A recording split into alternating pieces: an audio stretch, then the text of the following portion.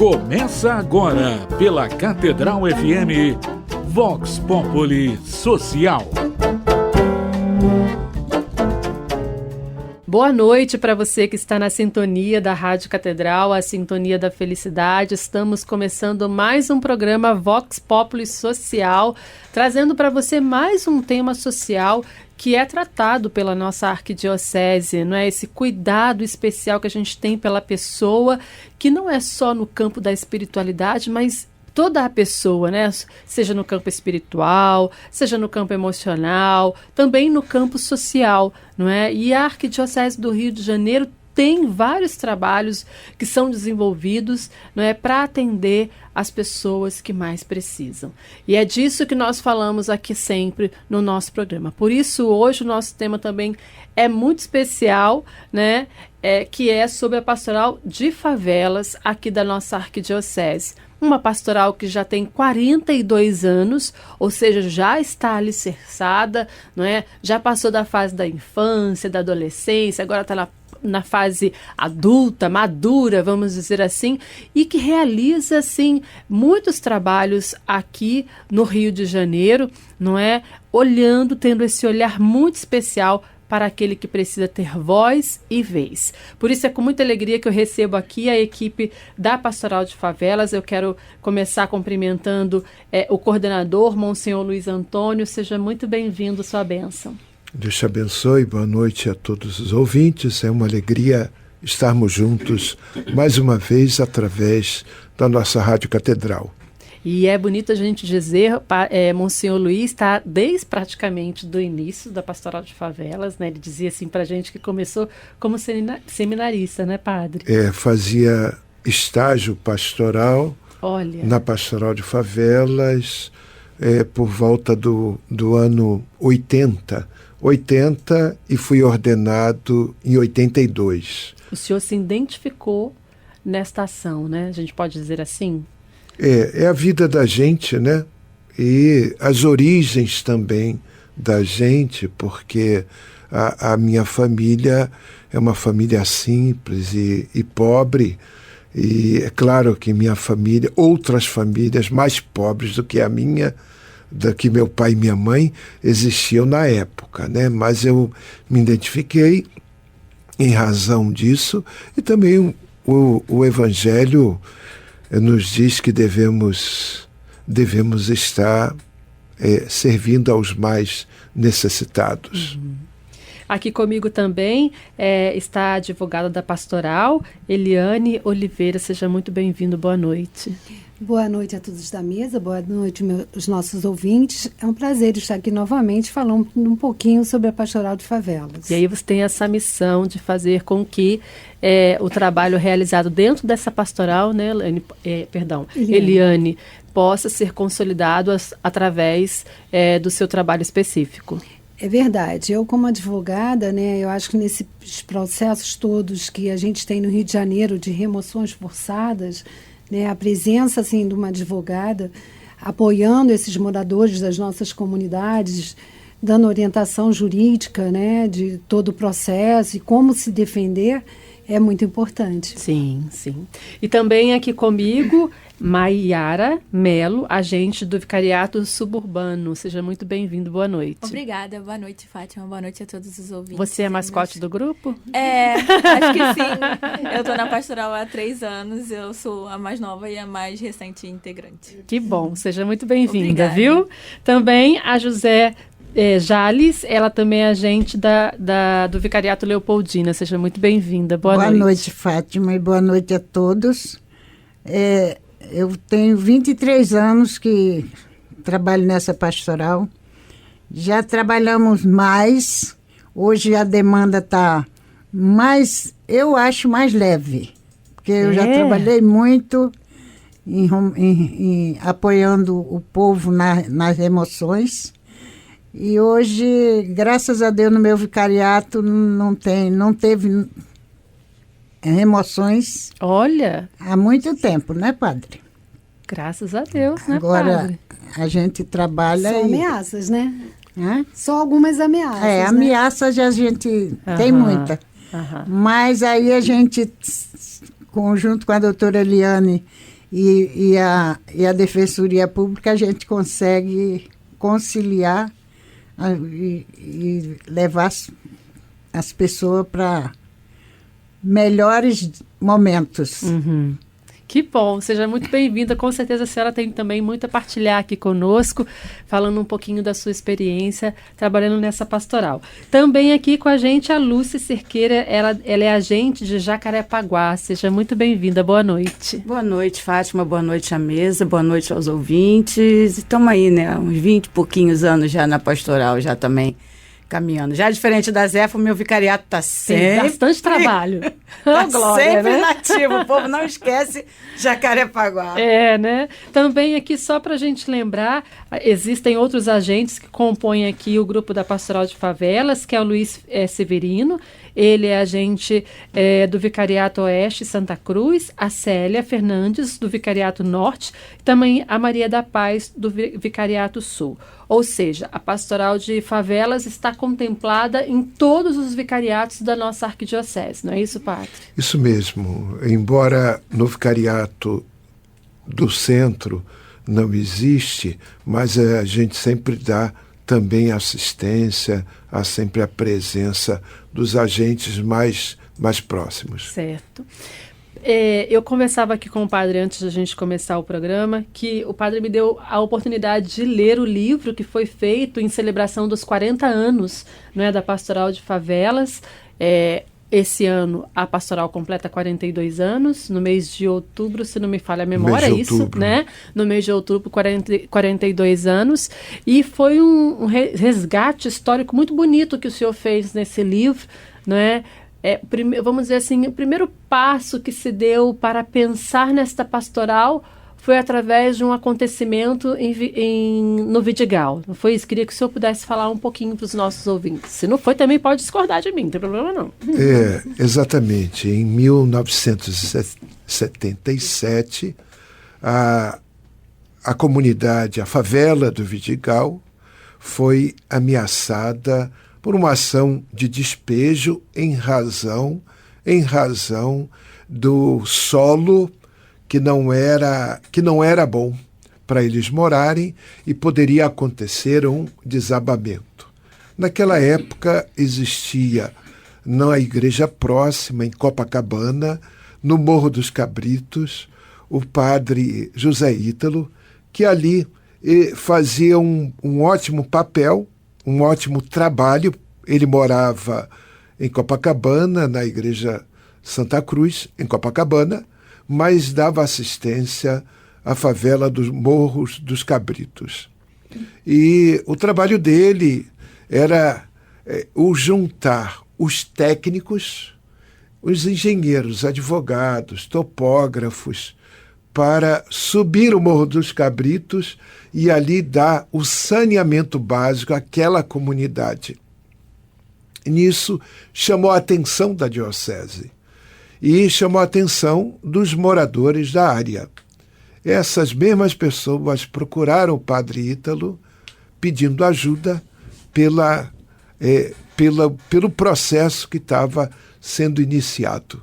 Como ele tinha lá advogados como a doutora Eliane Ataíde e Maria Alice Adão e o Bento Rubião, e acabaram ajudando. E quem interferiu nessa ajuda, nessa defesa, foi um grande jurista, Sobral Pinto. Sobral Pinto, um renomado jurista da década de 50, 60, que era consultor, que ele trabalhava como, aqui na arquidiocese, ele ajudava Dom Eugênio nas questões jurídicas, e foi criada uma força-tarefa para ajudar a comunidade, a favela do Vidigal. E chegaram à conclusão, foi feito um contralaudo que dizia que ali não era uma área de risco, tanto que depois ficamos sabendo que era porque os grandes hotéis queriam aquela área para fazer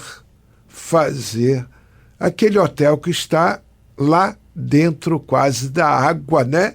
Dentro da água, e não que era para ser construído do outro lado, onde está a favela do Vidigal.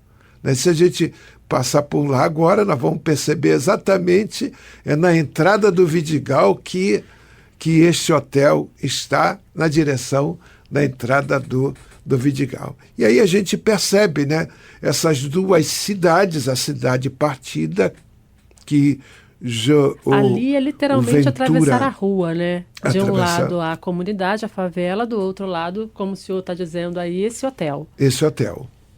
E com isso, outros padres, como o padre João Cribim, lá no Vicariato Oeste, onde já existia um trabalho grande naqueles loteamentos irregulares, o padre João Cribim cria ali a pastoral de terra e habitação. E o padre Mário Prigol, na área do Catumbi e Santa Teresa, também faz uma movimentação como esta, e com isso Dom Eugênio chama esses padres e começa a perceber a necessidade de ter uma pastoral específica que cuidasse das favelas do Rio, dos moradores que estavam sendo ameaçados de despejos.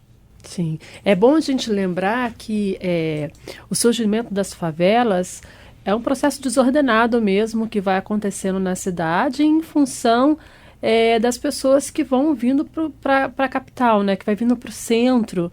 Então, sem muita estrutura, a cidade para acolher essas pessoas acaba fazendo esses tipos de acontecimento, essas comunidades surgindo, as favelas, na época usado esse termo, né?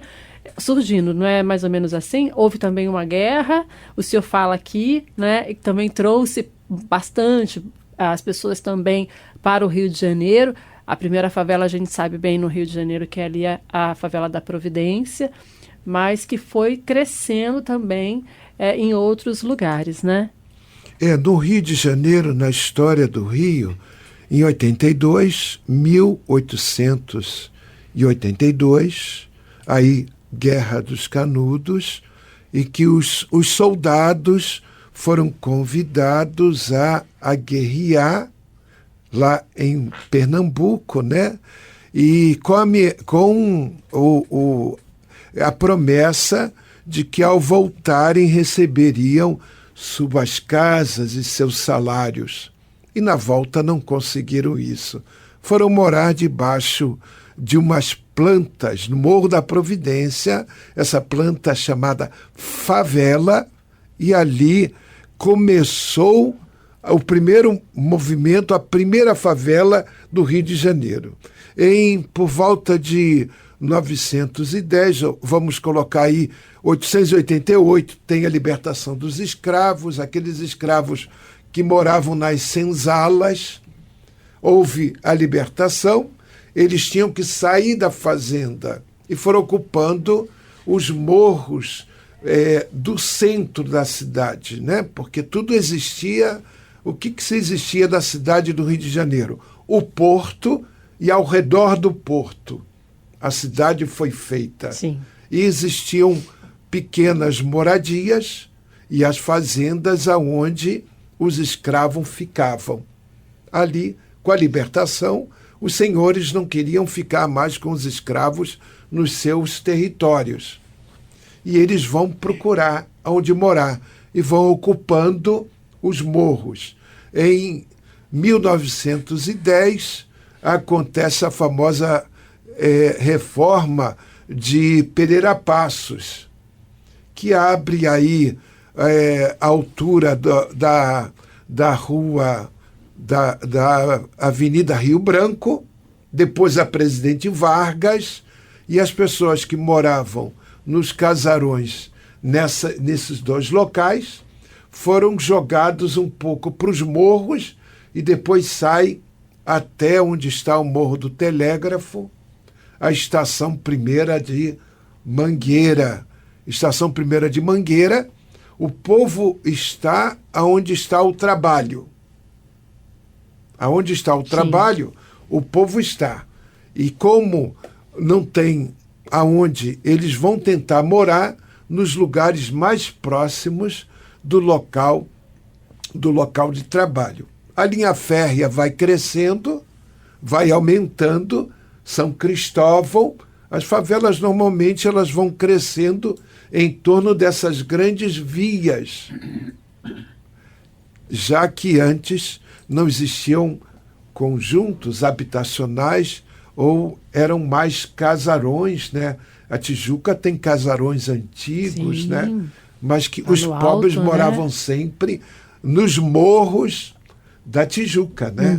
Salgueiro, Casablanca, Indiana, e trabalhavam embaixo na casa, nos casarões da Tijuca.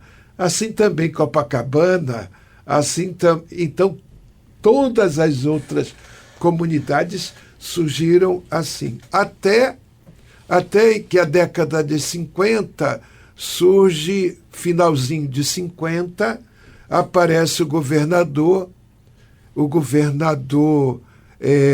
Carlos Lacerda, que entra com a política, e aí Eliane sabe bem disso, né, das comunidades que começam a crescer, que é Cidade de Deus, Vila Kennedy, Maia, né? Na política, Eliane, na política da remoção, né? É verdade, porque por causa dessas reformas todas, né, que foram feitas, as pessoas elas foram o quê? Sendo encaminhadas para a Zona Oeste, porque antigamente a Zona Oeste ela não era valorizada, né? Hoje ela é valorizada. Então as pessoas saíam daqui da Zona Sul, né, lá do Leblon, né, e eram todos encaminhados para a Zona Oeste.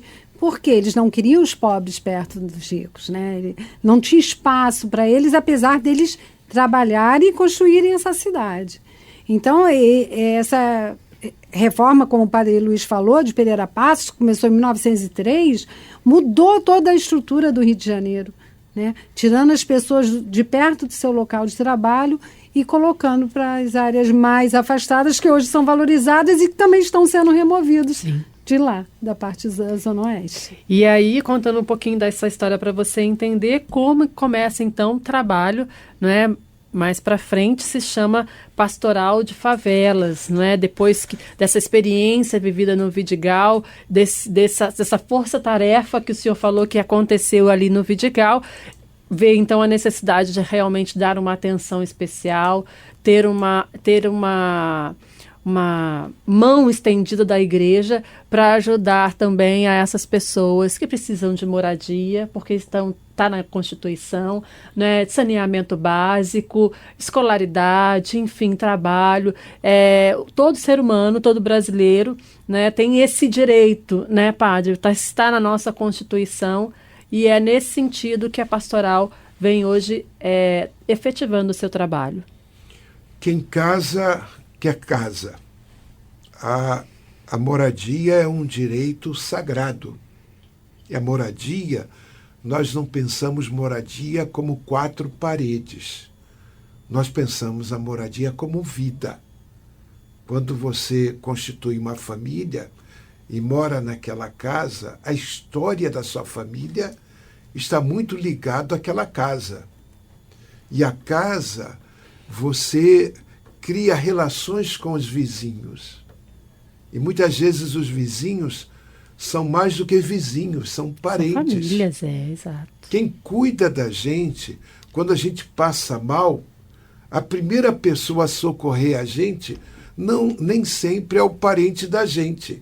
Porque o parente da gente mora distante da gente. É aquela relação de amizade.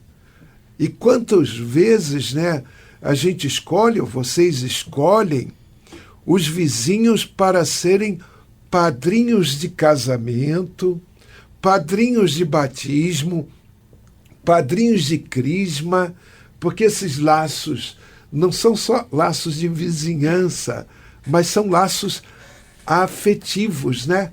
Isso vai se fazer, vai se fazer presente ali. E a gente gosta de estar na casa da gente. Que bom a gente, no final de dia de trabalho, dizer: eu vou para minha casa. Ali é o nosso aconchego, ali é o nosso lar, ali é a nossa vida, ali é a nossa história. E quando há uma remoção de você sair de um bairro e ir para 30 quilômetros de distância, você está rompendo com tudo isso. E a gente pode dar um pouco de testemunho. Sim. Lá na Vila Autódromo, que algumas pessoas, tivemos lá óbito de algumas pessoas nessa remoção das Olimpíadas. Sim. Tivemos óbito, pessoas que morreram do coração, que não tinha problema de coração, mas aquela paixão interior de romper com tudo isso, vem a sua casa, o seu jeitinho, né? Estar ali perto das pessoas que já se convivem há muitos anos, enfim, né? Para a pessoa uma estabilidade, uma segurança, né? Que não pode ser simplesmente da noite para o dia, né? Tirada aquela sua vida, aquela sua rotina, né? Lúcia, até alguns ficaram com outras, como diabéticos, né? Hipertenso. Nós tivemos caso na Vila Harmonia, no Recreio, a família, era um terreno enorme, em que a avó criou a filha, que criou a filha, que criou a filha. Aí eram 4 gerações no mesmo terreno, sendo que com a remoção, uma foi para Pingo d'Água, outra foi para Campo Grande, outra foi não sei o quê. Aí, a avózinha mesmo acabou tendo um infarto e falecendo, como já 2 pessoas também foram pela distância, a falta, porque você perde a raiz, você perde a sua história, entendeu? Ali não era uma vida, eram 4 gerações juntos, né? E foi um laço, né, Eliane? Foi uma perda, assim, pra gente, e foi uma retirada muito bruta deles, eles entraram com máquina, derrubando, entendeu? Enfim... É uma história mesmo, a gente tem assim casos, principalmente em Jacarepaguá, então ali na área do Recreio, vargens bem brutais mesmo. E aí, Eliane, como é que faz esse processo, assim? A pastoral, ela entra de que forma concreta para tentar ajudar essas famílias? Então, assim, como a pastoral já tem esses tempos todos de atuação no Rio de Janeiro, a gente é muito procurado, né? Mas, assim, a gente não tem como fazer um trabalho muito preventivo, né? Porque são muitas comunidades, né? No Rio de Janeiro, quer dizer, há 2 anos atrás, cadastrados pela prefeitura, eram 1.500 comunidades só na capital do Rio de Janeiro. Então, a gente não tem braços para entrar em todas as comunidades. Então, assim, às vezes um morador frequenta uma paróquia, aí sabe, o padre sabe do nosso trabalho, aí encaminha para a gente poder dar uma orientação jurídica. Então, como eu sou uma advogada, né? Então, a gente tem grandes parceiros que trabalham com a gente na parte jurídica, que é a Defensoria Pública do Núcleo de Terras e Habitação, que trabalha justamente só com problemas de regularização fundiária, uso capião, para poder ajudar essas comunidades nesses processos de remoção, né? Atualmente, como a gente chega na comunidade? Principalmente, posso dar um exemplo da comunidade indiana, que nós fomos procurados por eles estavam num processo de remoção da prefeitura iminente, a prefeitura estava lá dizendo que ia remover todo mundo, né, sem conversar com a comunidade, sem dar o direito de resposta, de ampla defesa dessa comunidade.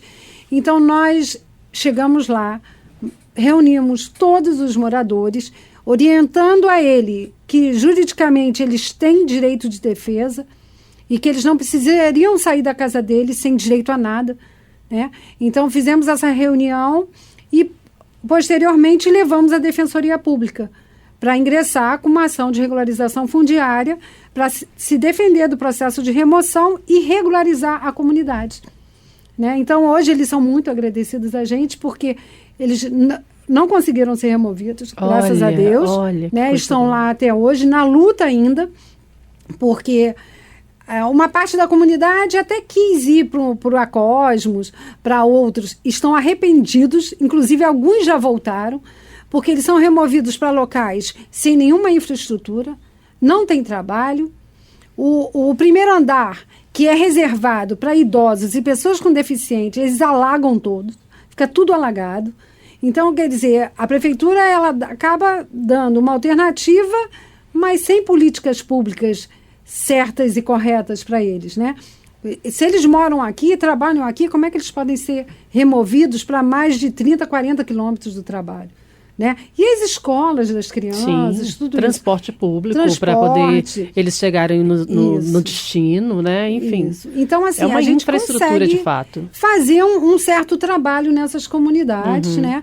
A gente leva também o ITERJ, que é o Instituto de Terras do Estado do Rio de Janeiro, que é um órgão fundamental para o nosso trabalho, porque ele conhece todas as áreas do Rio de Janeiro, quem são os donos dessas terras todas, porque existem muitas terras no Rio que a gente não sabe quem é o dono. Né? As pessoas estão lá morando há 30, 40 anos, não sabe se é área pública, se é área particular, para a gente poder começar o nosso trabalho. Eu acredito que a pastoral conta com muitos parceiros, né? Além desses que você citou aí, mas também muitos parceiros nessa luta, né? As universidades, o NEPU da UF, né? O IPU da UFRJ, são todas pessoas voluntárias e com topógrafos, engenheiros, arquitetos, que de boa vontade, né, o Conselho de Arquitetura e Urbanismo, a UERJ, todos fazem um trabalho. Né? Inclusive, nós tivemos agora um projeto junto com o CAL, a Caritas, né, e que a gente conseguiu fazer um grande trabalho numa comunidade, que é a Chácara do Catumbi, que com uma atuação jurídica que começou pela Fundação Bento Rubião e passou para a Pastoral de Favelas. Nesse processo, eu atuei realmente como advogada, né? E a gente conseguiu a legalização da comunidade através do uso do capião coletivo. E o que a gente tem conhecimento, que esse processo é o primeiro do Brasil que chegou ao final. Olha! Então, a gente conseguiu legalizar o uso do capião coletivo dessa comunidade.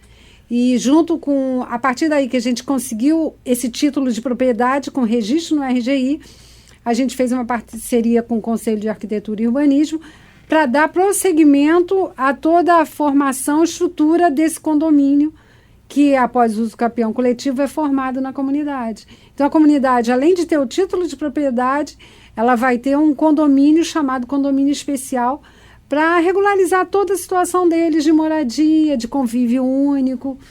Então, é uma luta muito grande, né? Mas a gente consegue. Mas há grandes vitórias também, né? Eu queria lembrar aos ouvintes que no ano que vem nós vamos ter a Conferência Internacional dos Arquitetos.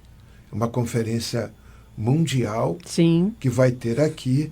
E nós fomos convidados para fazer parte dessa conferência.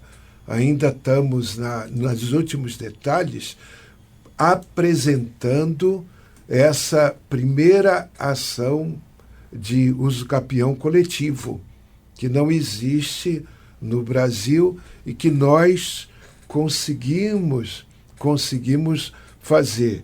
E que não é possível pensar uma conferência mundial sem considerar as arquiteturas das favelas, que é realmente um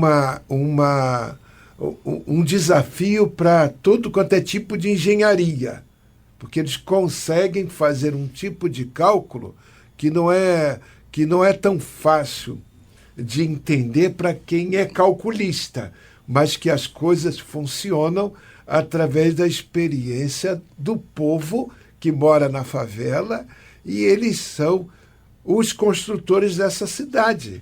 A mão de obra da construção civil mora tudo nas favelas do Rio de Janeiro, e eles sabem construir suas casas. E se for pensar bem, o índice de pessoas que moram nas favelas, que são aproximadamente 1.700.000 pessoas moram dentro das favelas do Rio, essas 1.500 favelas. 1 milhão? 1.700.000 pessoas que moram. E olha, pensando como pastor, né? Nós, como padres, somos pastores de um rebanho que Deus nos confiou. 1 milhão de pessoas, 1.700.000, é uma igreja enorme, é um rebanho enorme em que a igreja tem que se fazer presente. Quero lembrar que o braço fundamental da pastoral é a presença da igreja enquanto pastoral, mas enquanto pastoral, essas ovelhas sentem a necessidade de uma habitação digna. Ninguém mora na favela em condição precária porque quer, mas é porque nesse país, no Rio de Janeiro, nas grandes cidades, não se tem um programa de habitação. É até vergonhoso, né, a gente controlar as palavras, né? A gente hoje está chamando a expressão um programa de habitação para os mais pobres. Mas antes nós podíamos falar, e eu posso falar pela experiência que eu tenho, uma política habitacional para os mais pobres.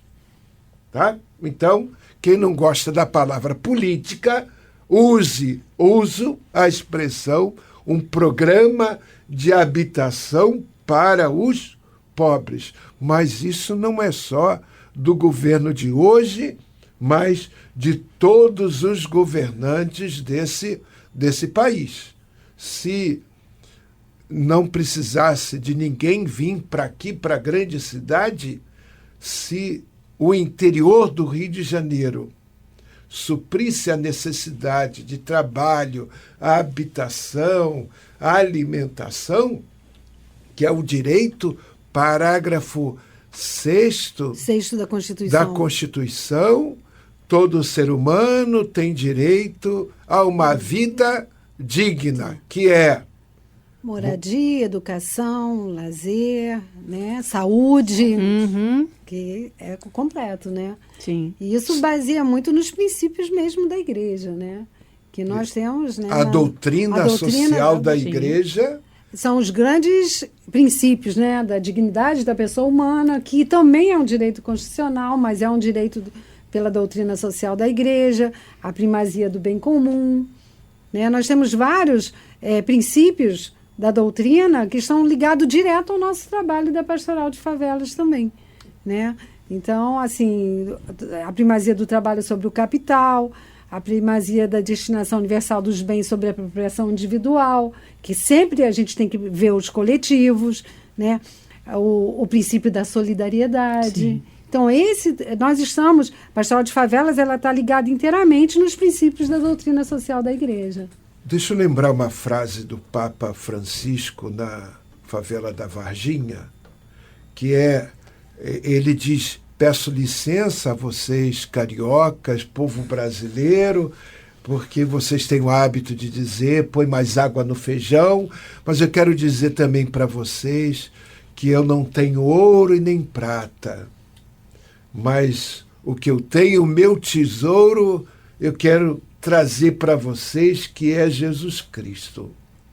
Nós queremos, através de uma atitude como essa da Pastoral de Favelas, levar Jesus Cristo, um Jesus Cristo misericordioso, um Jesus Cristo que é capaz de doar a vida por todos nós, né? Um Jesus Cristo que é capaz de ver aquela mulher com fluxo de sangue que quer apenas tocar nas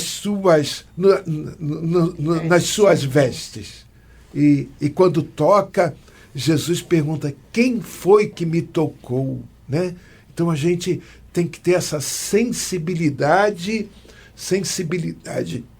pelo outro. Sim, com certeza. Por isso é pastoral de favelas. Está aí, né, explicado, porque não é uma ONG, não é uma instituição, mas justamente porque a gente, levando toda essa humanidade, a gente leva a pessoa de Jesus Cristo, né, para que essas pessoas também possam ter um encontro de misericórdia, de solidariedade, de amor profundo, não é? Por isso se chama, então, Pastoral de Favelas.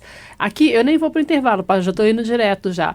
Aqui tem, como a gente falou no início do programa, tem várias agentes, né, da pastoral aqui. Acredito, como a gente também já falou um pouquinho, parece que as situações são diferentes em cada região do Rio de Janeiro, né? Então, assim, queria que vocês pudessem partilhar um pouquinho como é realizado o trabalho de vocês, para a gente ver, para também o ouvinte entender um pouco dessa complexidade, que a gente está falando de moradia, a gente está falando de favela, mas que cada região do Rio tem uma especificidade, não é? Tem um trabalho para ser desenvolvido, o que se faz na Zona Norte, de repente é totalmente diferente do que se realiza na Zona Sul, devido às regiões serem diferentes, não é isso? Queria que vocês pudessem falar um pouquinho para a gente. Pode começar, mascote do grupo. Bom, eu trabalho e moro no vicariato suburbano. O meu vicariato, pelo menos desde que eu cheguei, não vive a realidade da remoção, como o vicariato de Jacarepaguá e algumas outras áreas do Rio de Janeiro, mas a gente tem o desafio da violência constante e assim como todos os outros, mas para o trabalho é sim um desafio que a gente enfrenta e trabalha apesar disso. Eu, como moradora de favela, não tenho nenhum problema em entrar em outras favelas e trabalhar e tentar, junto com os moradores locais, a gente tentar fomentar uma organização, buscar que os moradores daquela área trabalhem e conheçam os seus direitos em busca de melhorias para aquele lugar, para aquele local, para ter uma melhor qualidade de vida, para conhecer e ter mais oportunidades. Então, a gente tem sim um trabalho de evangelização, mas um trabalho de organização. Um trabalho que também passa muito por informação, por formação. Isso impacta nessa questão que você falou da violência, né? Porque eu acredito que é uma realidade constante de vocês, né? E levando a informação, levando conhecimento, né? Enfim, também impacta na diminuição da violência nessas realidades, né? Acredito. Sim, sim. Eu acredito muito, pessoalmente, que educação e conhecimento é a melhor maneira da gente combater a violência. Eu acho que a partir do momento, enquanto somos agentes e somos moradores de favela, a gente tem um outro olhar para aquela realidade, que na verdade, não é uma realidade diferente, porque é a minha realidade, é a realidade que eu vivo. Então, quando eu entro nos lugares que eu vou trabalhar, seja de dia, de noite, de final de semana, é dividir, é somar, é multiplicar, é trabalhar junto, em conjunto, para transformar aquela realidade da melhor maneira possível, para conhecer aquela realidade e se colocar como igreja, como cidadã, junto com aquelas pessoas, para que a gente possa fazer o melhor trabalho possível para aquela localidade, enfim, apesar da violência, apesar dos problemas do dia a dia que a gente tem. Como eu falei, o nosso trabalho passa por isso, mas a gente não para aí. Uhum. E eu queria que a dona pudesse falar... Josefa, perdão. Falar um pouquinho sobre esses 20 anos, né? Sobretudo nas vitórias que a Pastoral de Favelas já conquistou ao longo desses 20 anos. Nós, graças a Deus, nós já tivemos muitas vitórias na nossa pastoral. Nos anos 2000 e pouco, eu trabalhei muito junto à prefeitura. Sempre que eles iam para uma comunidade, a Isabel Toste me ligava para eu ir junto. Eu andei muito junto com eles. Hoje, no meu vicariato, nós temos 2 comunidades que estamos em andamento para consolidar para os moradores ter paz, que é 2 comunidades na Ilha do Governador, que nós temos a aeronáutica como nossos adversários. Nossa, eu achava completamente contrário, mas tudo bem, segue. Nossos adversários são a aeronáutica, que tem uma favela lá, uma comunidade com 103 ou 4 famílias, que eles cismaram que são donos da terra e não são, que já foi averiguado, a terra pertence aos beneditinos, não à aeronáutica, mas eles continuam dizendo que é deles, e a gente está na luta para que as famílias não percam suas casas. Porque eles são tão sem coração que eles chegam na casa e não deixa nem você tirar os móveis, eles derrubam a casa sem direito a nada, eles não dão direito nenhum. Então as famílias, estamos lutando, a Pastoral de Favela, a Defensoria Pública, nós estamos na luta para que os donos das casas não tenham que sair de casa para ir para o relento. Então, a nossa luta é grande. E a gente vai lutando, como o Padre Luiz fala, à luz do Evangelho, a gente consegue entrar nas comunidades. Nós temos, não sei se pode falar... Nós temos, o Padre Luiz celebra uma missa a cada mês em um morro, em uma comunidade. Nós, Pastoral de Favela, estamos sempre em contato com as comunidades, com o povo. Esse não é uma missa, mas aquela missa representa aquelas comunidades ao redor, né?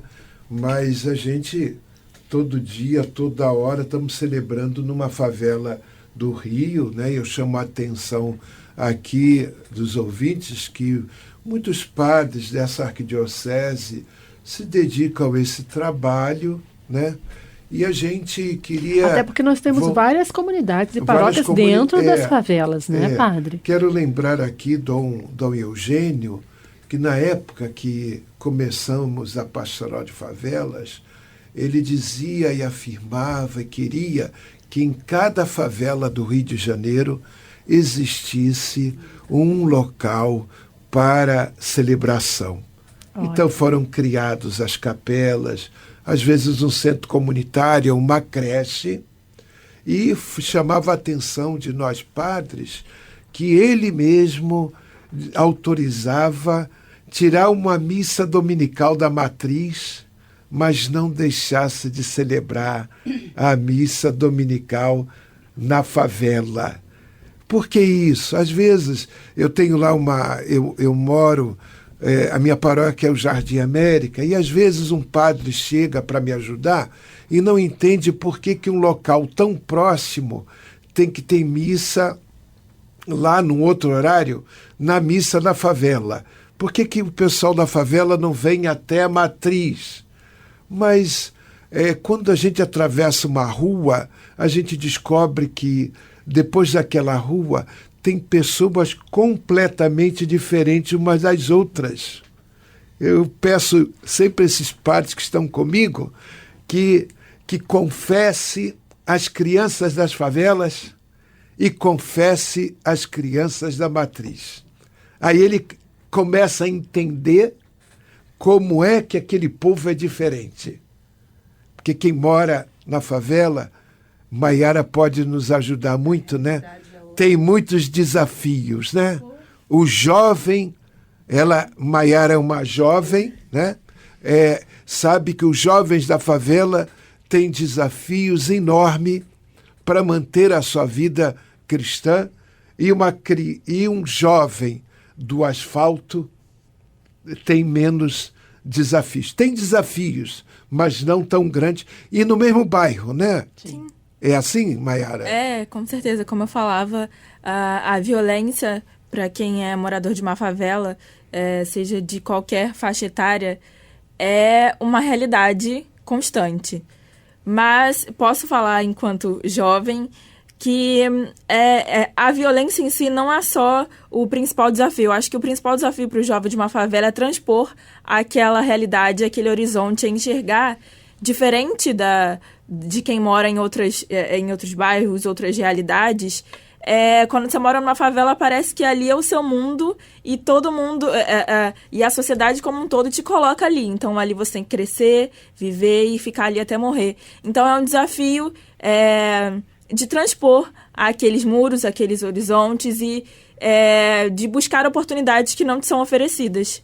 Buscar oportunidades que você não te apresentam, que você não sabe nem que exista. E essas oportunidades são direitos, um estudo, trabalho, ver que a vida em si vai muito além daquela realidade que você vive, que é difícil sim, e repito, para qualquer faixa etária, mas a gente, enquanto morador de favela, a gente vive, a gente resiste e a gente sobrevive todos os dias.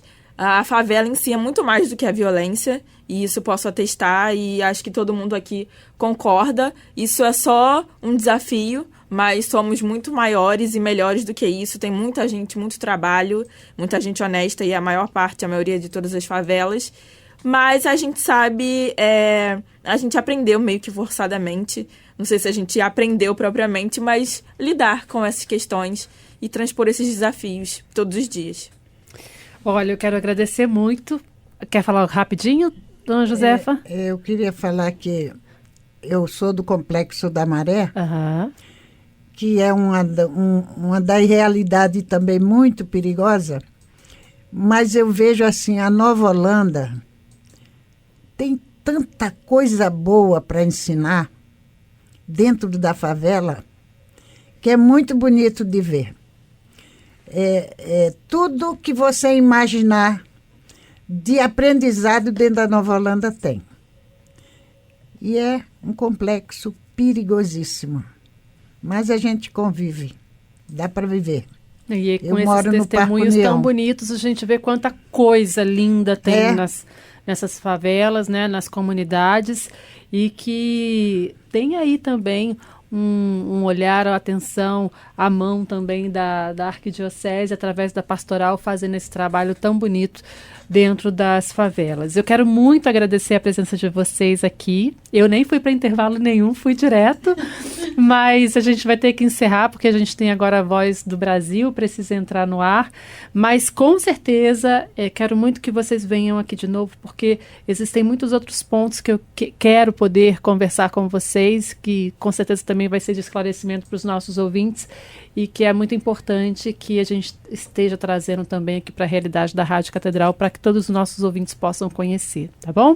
Quero muito agradecer ao senhor padre pela sua presença aqui, mais uma vez parabenizar por esse trabalho belíssimo, né? Esse livro também que o senhor pôde fazer, aí contando um pouquinho dessa realidade no Rio de Janeiro, e pedir mesmo a sua bênção agora para todos nós, né? Nossos ouvintes, mas também todos aqueles que moram nessa cidade, né, tão contraditória, né, muitas vezes, mas que todos nós precisamos da bênção de Deus. Vocês poderão nos encontrar aqui no prédio da Arquidiocese, de segunda a sexta, no horário comercial, no 3º andar, sala da Pastoral de Favelas, e poderão até adquirir o livro, contanto que faça um núcleo da Pastoral de Favelas na sua comunidade. Olha aí, tá o convite. Então nós pedimos a Deus Pai que nos proteja, nos abençoe, nos guie e nos conduza sempre na construção de um mundo mais justo e mais fraterno, em nome do Pai, do Filho e do Espírito Santo. Amém. Amém. Muito obrigada mais uma vez. Lembrando que esse programa está no YouTube. Você pode ouvir a hora que você quiser. Basta acessar ali a página da Rádio Catedral e você tem a oportunidade de ouvir mais uma vez o programa de hoje, tá bom? Até a próxima quarta-feira, se Deus quiser. A Rádio Catedral FM apresentou Vox Populi Social.